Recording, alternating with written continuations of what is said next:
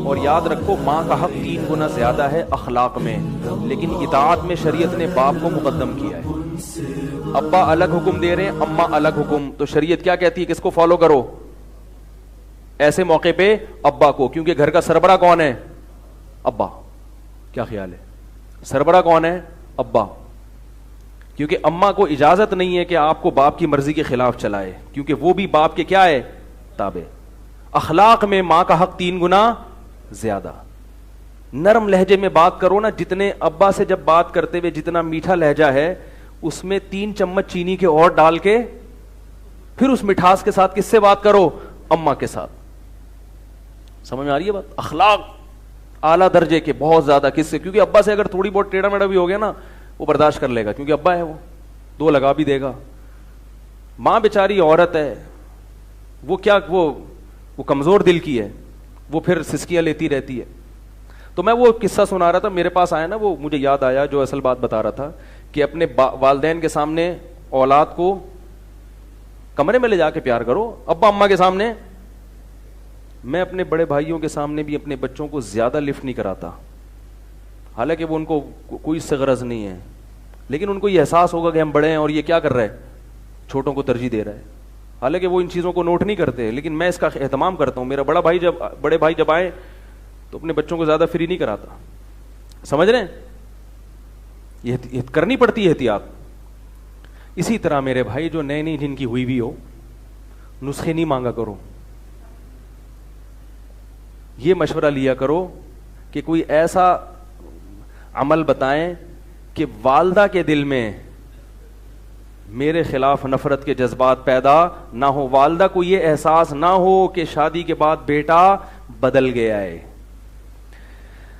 ماں کے دل پہ آرے چلتے ہیں. جب بیٹے کی دلہن آتی ہے، وہ کہتی ہے میں نے اپنی چھاتی سے لگا کے جوان کیا، ساری زندگی روٹیاں پکا پکا کے کھلاتی رہی اس کو. کیسا منظر ہوتا ہے آپ دیکھو.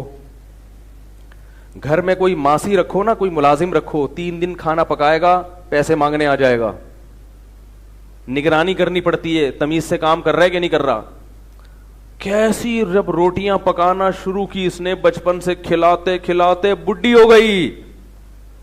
1 روپیہ بھی اس خدمت کا بولو بھائی نہیں مانگتی. وہ کیسے صبح صبح تیار کر کے بچوں کو اسکول بھیجتی ہیں، پھر فکر ہوتی ہے ٹائم پہ پہنچا یا نہیں پہنچا. ایک طویل عرصہ لگتا ہے اس میں، ٹوٹ کے محبت کرتی ہے. اسے پتا ہے کہ میری زندگی میں ایسی محبت یہ کسی اور کو نہیں دے گا، ایسی جذباتی. جب دلہن آتی ہے تو ماں کو یہ احساس ہوتا ہے کہ میں پرانی ہوں اور یہ کیا ہے؟ نہیں ہے.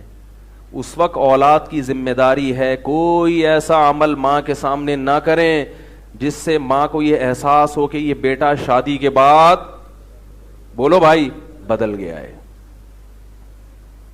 اس لیے اپنی آنے والی بیگم کو بتا دیا کرو کہ بند کمرے میں محبت کی باتیں کریں گے.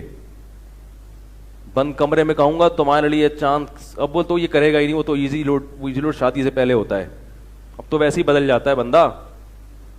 تو اس کو بتا دو بیگم بند کمرے میں تم میری معشوقہ ہو، میری محبوبہ ہو. اماں کے سامنے کون ہے؟ پہلے اماں ہے. اماں کے سامنے میں تمہاری طرف دیکھوں گا بھی نہیں. اماں کے سامنے ہی آئی لو یو، میں تمہارے پہ جان نچھار، میں تمہیں مرتا ہوں، اماں کے سامنے شروع کر دیتے ہیں بات. اماں کے سامنے اسی کی سائڈ، اماں صحیح تو کہہ رہی ہے، اماں یہ تو صحیح کہہ رہی ہے بیگم میری.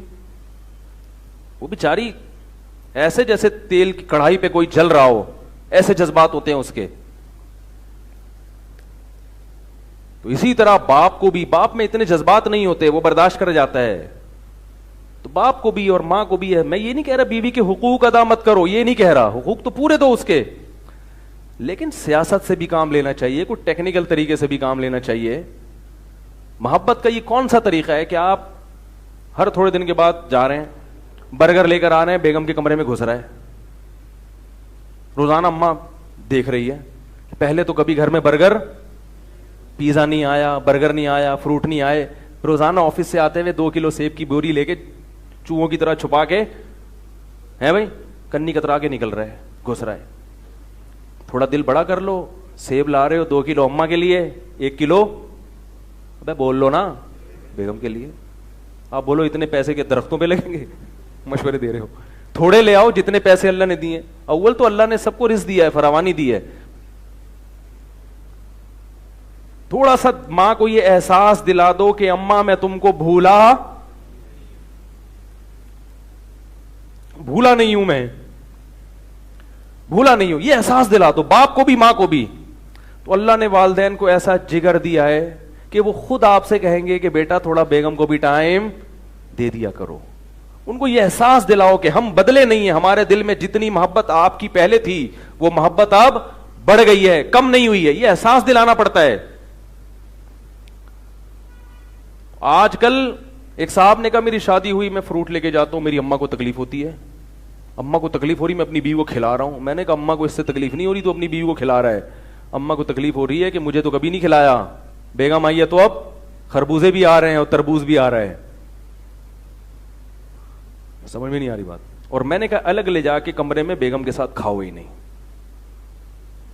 اماں کے ساتھ بیٹھو, بیگم کو بولو آ جاؤ. بیگم کہے گی میں تو آئی ہوں قربانی دے کے, تو بیگم سے بولو تمہارا ٹائم 9 بجے کے بعد شروع ہو جائے. سوؤں گا میں اماں کے ساتھ نہیں, سوؤں گا میں بولو نا تمہارے ساتھ. اماں اگر سونے بھی نہیں دے رہی, پھر اماں کو تھوڑا سا سمجھاؤ یار اماں اتنا نہیں, ٹھیک ہے نا. اگر اماں کہہ رہی کہ سو بھی کس کے ساتھ, پھر اماں سے بولو اماں آپ بھی تو رخصت ہو کے آئی تھی, اگر آپ بھی اپنی اماں کے ساتھ ہی سوتی رہتی, آگے معذوف ہے. تو یہ تھوڑا سا دماغ استعمال, بولو بھائی تھوڑا سا اپنی بیگم کو سمجھا دو کہ بیگم تمہارے سامنے کبھی کبھار میں تمہیں ٹیڑھی آنکھوں سے بھی دیکھوں گا, اماں کے سامنے. اوریجنل نہیں ہوگا, وہ ڈر نہیں جانا, وہ صرف سیاست ہوگی. تمہارے بھی جب بچے جوان ہوں گے تو خود سوچو کہ وہ اگر بیوی کو ترجیح دیں تو ان پہ کیا گزرے گی. تو بیگم کو سمجھا